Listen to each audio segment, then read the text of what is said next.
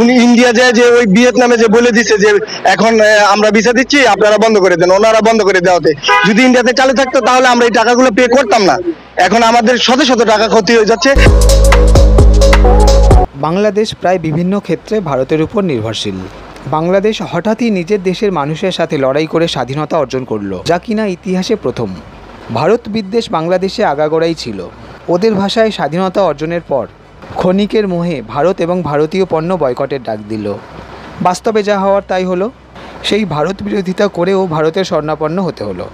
সেরকমই বাংলাদেশি ছাত্রদের ভারতীয় ভিসা বন্ধ করে দেওয়ায় বাংলাদেশি ছাত্রদের যে সমস্যার সম্মুখীন হতে হচ্ছে তা ওদের মুখ থেকেই শুনুন। ইন্ডিয়া যেহেতু বলছে আমাদের ভিসা দিচ্ছে, যদিও ভিসা দিচ্ছে না, তারা 20 জন অ্যাপ্লাই করলে একজন ভিসা পাচ্ছে, অথেন্টিক ডকুমেন্টস প্রোভাইড করার পরেও ভিসা দিচ্ছে না। এখন মেন সলিউশন হচ্ছে ইন্ডিয়া যেহেতু বলছে ভিসা দিচ্ছে, যার পরিপ্রেক্ষিতে আমাদের কিন্তু এই ভিয়েতনাম আর থাইল্যান্ডটা বন্ধ করে দেওয়া হয়েছে। এখন এই ঘটনাগুলো সত্য না যে ইন্ডিয়া আমাদের ভিসা দিচ্ছে। এখন আমাদের ইন্ডিয়া ভিসা ইস্যু করলে আমরা কোনো সঠিক এনরোলমেন্টে ইউনিভার্সিটিতে পৌঁছাতে পারবো না। এখন আমাদের মেন দাবি হচ্ছে আমাদেরকে যে অল্টারনেটিভ যেটা অপশন ভিয়েতনাম এবং থাইল্যান্ড, এটাকে আমাদের আবার পুনরায় চালু করতে হবে। আদারওয়াইজ ইন্ডিয়া ভিসা পেলেও আমাদের এনরোলমেন্টে আমরা পৌঁছাতে পারবো না ইউনিভার্সিটি। আর যদি সঠিক সময়ে এনরোলমেন্টে পৌঁছাতে না পারি, আমাদের লাখ লাখ টাকা ক্ষতি হয়ে যাবে। এখানে আমরা একজন না, আমরা হাজার হাজার অ্যাপ্লিকেন্ট আছে এই বিষয়ে। আমার বাবা হলো একটা ছোট জমি বিক্রি করেছে।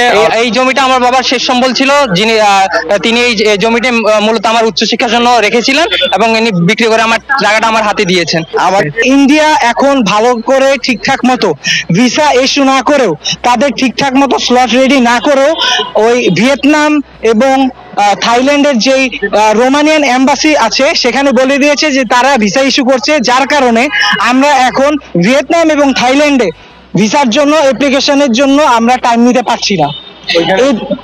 এখন কথা হচ্ছে ওনারা যদি আমাদেরকে ঠিকঠাক মতো স্লট দিত, সেক্ষেত্রে আমরা দেখা গেল যে আমরা দিল্লিতে যেয়ে হয়তো করতে পারতাম, কিন্তু তারা স্লটও ঠিক মতো দিচ্ছে না। কিন্তু তারা বলে দিয়েছে যে তারা এখন ঠিকঠাক মতো স্লট দিয়ে আমাদেরকে সীমিত পরিসরে ভিসা দিচ্ছে, যার কারণে আমাদের এখন ভিয়েতনামেও এবং ব্যাংককে এখন আমাদেরকে এম্বাসি ফেস করার কোনো সুযোগ দেওয়া হচ্ছে না। সেখানে আমরা অ্যাপ্লিকেশন করার পরে আমরা অফার লেটার পেয়েছি, কিন্তু এখন বর্তমানে যে সিচুয়েশন, আমাদের ইউনিভার্সিটির কিছু রিফান্ড পলিসি আছে। আমরা যদি আমাদের এনরোলমেন্ট ডেটের ভিতরে যে সেই দেশে রিচ না করতে পারি, তাহলে আমরা রিফান্ড পলিসির টাকাটা পাবো না, যেই টাকাটা আমরা অলরেডি টিউশন ফি হিসেবে 1 বছরের জন্য পে করে দিয়েছি।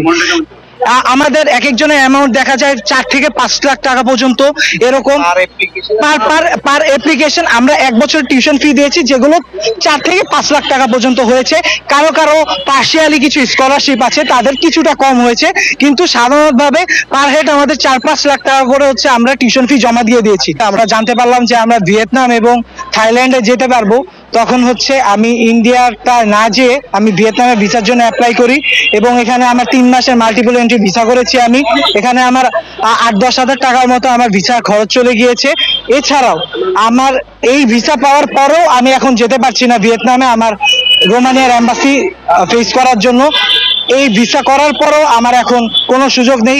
এর সাথে আমি হচ্ছে প্লেনের টিকিট কেটেছি, যেটার জন্য আমার ওখানে প্রায় 60,000 টাকার মতো খরচ হয়েছে, শুধু যাওয়ার খরচ, এবং আমি হোটেল বুকিং দিয়েছি। সেখানে আমার 8 দিন থাকার জন্য আমি 10,000 বাংলাদেশি টাকা আমি ওখানে পে করেছি। এখানে আমি লাখ টাকার উপরে আমি এখানে ভুক্তভোগী হয়েছি, যেটা আমার অপূরণীয় ক্ষয় হয়ে গিয়েছে আমার জীবনে। আমরা ইন্ডিয়ান ভিসা তো পাচ্ছি না, সেটা বাদ হয়ে গেছে। তো আমাদের কিছু সমন্বয় ছিল, তারা ওই ইয়েতে আসছিল, ফরেন মিনিস্ট্রিতে এসে কথা বলছিল। তারপর ওনারা আবার একটা অল্টারনেটিভ ওয়ে আমাদের জন্য চালু করে দিয়েছিল যে আমরা ভিয়েতনামে এবং থাইল্যান্ডে যে এম্বাসি ফেস করতে পারবো। কিন্তু এখন ইন্ডিয়া কি করছে, সেখানে বলে দিছে যে আমরা ভিসা দিচ্ছি, কিন্তু আসলে তারা ভিসা দিচ্ছে না। আমাদের ভিসা না দিয়ে তারা বলে দিছে সেখানে যে ভিসা দিচ্ছে, ওই অল্টারনেটিভ যে ওয়েটা ছিল ভিয়েতনাম এবং থাইল্যান্ড, সেটাও আমাদের জন্য বন্ধ হয়ে গেছে। এখন আমরা শত শত স্টুডেন্ট লাখ লাখ টাকা আমরা ইউনিভার্সিটিতে টিউশন ফি পে করছি, কিন্তু আমরা সেখানে এখন যেতে পারতেছি না। কি পরিমাণ যে ক্ষয়ক্ষতি হবে সেটা বলে বোঝাতে পারবো না।